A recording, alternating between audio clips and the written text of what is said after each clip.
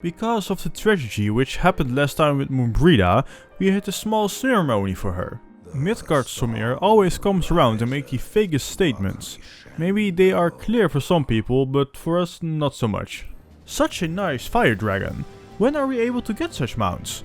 Are all those mounts endgame related? The dragons are attacking Ishgard. They need our aid. Within this scenario we had to fall back a few times when the dragon did a large breath attack. The last barrier against the dragon being down, we barely managed to defeat it. After reporting back to Minfilia, we helped Tetaru become an Arcanist also? At least it seems like it, although she has a hard time becoming one. Even her Kabuncle didn't believe in her and ran away. Well, if an Arcanist isn't for her, she can always try out to be a fisher. When we completed a few more quests for Minfilia, we were unable to progress any further. We had to complete certain quests in the Crystal Tower series. We had no idea which those were exactly, so we did the quest we had near the Crystal Tower, hoping that we did the right one. Starting off with the raid quest we had for the Crystal Tower, or should I say, the Labyrinth of the Ancients. Of course, we just followed the rest with the hope they knew exactly what to do. I died somehow. I am still uncertain to what exactly. Is this my own fault, or did the healers have a hard time keeping us alive here? Since we are with 24 people here, we were told that Group A always goes to the most left one, Group B to the middle one, and Group C to the most right one. This sounds quite logical for looking for raid tactics. It felt like looking for raid compared to World of Warcraft at least. It didn't even matter if we died half of the time, the rest could just carry us anyway in the fight.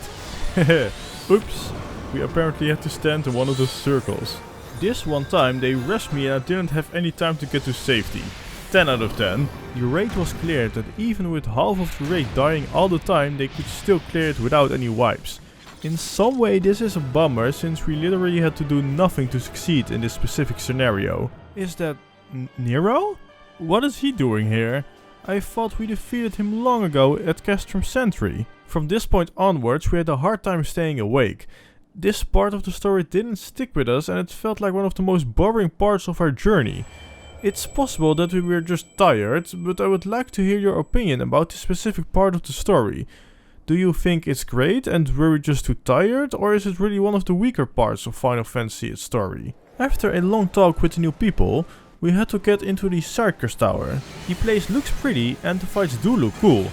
We did start to see some problems with 24 player raids, but this is mostly a problem specifically for us. Since there are quite a bit of people, there will be a lot of spells, which sometimes means we are uncertain if something is the boss is doing or it is one of our alliance members. We assume this problem will fade away over time for us, or as one is stated in the comments, we can just turn it off. Luckily, some things are still quite obvious. Now that the Emperor is defeated, a dark portal appeared and sucked two of us inside. When the portal disappeared, we had to find a way to rescue them. That leaves us to no other option. We are going into the world of darkness. Many big eyeballs later, we went on the long blue path to, hopefully, get to our new friends. It did bring us to this gigantic creature. This raid in general felt better than the first two raids. But that could also be that we got a bit familiar with the raid structure in Final Fantasy XIV for this difficulty.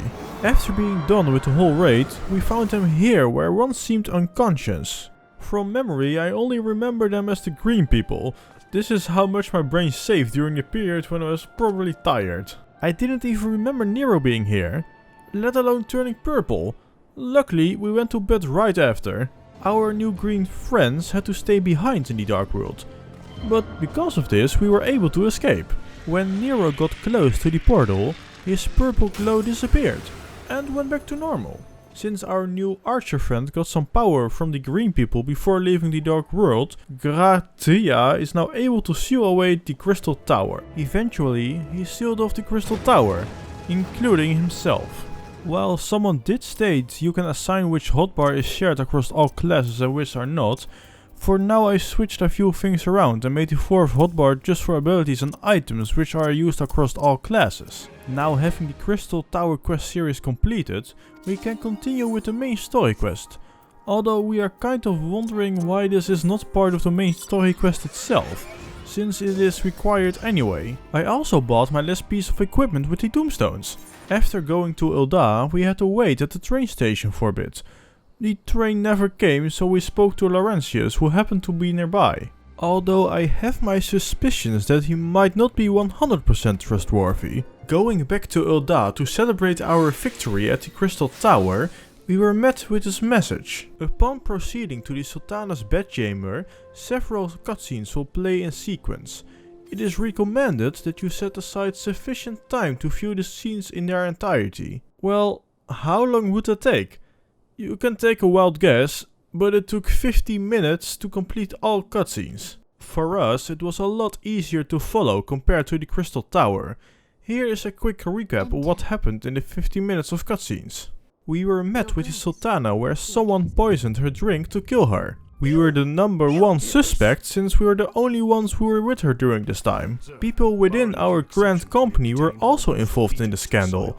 They detained everyone who worked for the science. A few of Ishgard might also be involved. We weren't 100% sure about this, but they made sure that everyone of Ishgard had to return to Ishgard immediately. They also wanted to arrest Tancred for espionage. He, of course, was not planning to go with them. Telegi Adelegi tried to frame us as well, and all the members of the Scion of the Seventh Dawn who were around here are also going to be detained. Rauban suspected Telegi, rightfully so, and attacked him. Telegi is obliterated and no more. That is one corruption gone. Lolorito might also be involved at this point. I have no idea who is and who isn't. Out of anger, Rauban tried to take his life as well, but Ilbert took his arm instead. At this point, the people from Limsa and Gridania were leaving before they would get detained as well. Ilbert told us who really killed the Sultana. Rauban told us to leave this place and clear our names, so he stayed behind and got imprisoned. On our way out, we met Tancred, who told us the whole city is under tight guard. Many guards were coming towards us, so Ida and Papalimo tried to hold them off while we ran. Later on, Ishtola and Tancred did the same for us.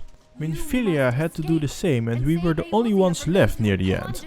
While escaping, we found Alfino and someone else we hadn't met yet. Brennan conveniently came along to give us a ride. Alfino, his sister, apparently saved us by asking Brennan to help him escape. We were dropped in central Tenalan, where the cutscenes ended. We really loved this part and thought it was well written. Sid gave us a ride to Kurtas so we could discuss our next steps further with our Javan. After our Javan told us we could stay here as long as we needed, we were met with a long sequence of cutscenes. Tataru and Yugiri also arrived here. Yugiri lost her mask in the process.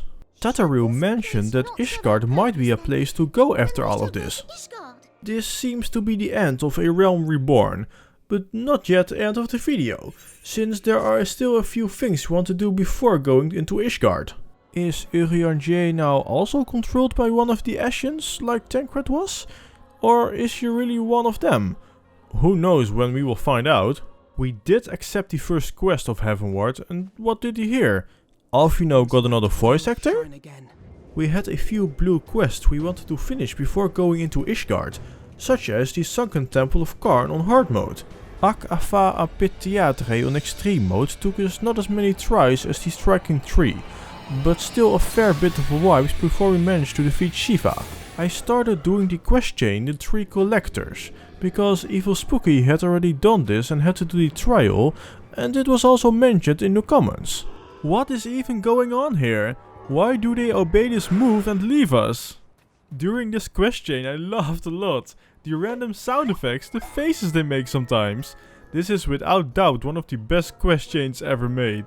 There really is no other way than doing this move to introduce yourself anywhere. A lot of laughs and massaging later, someone just randomly threw a card into his head.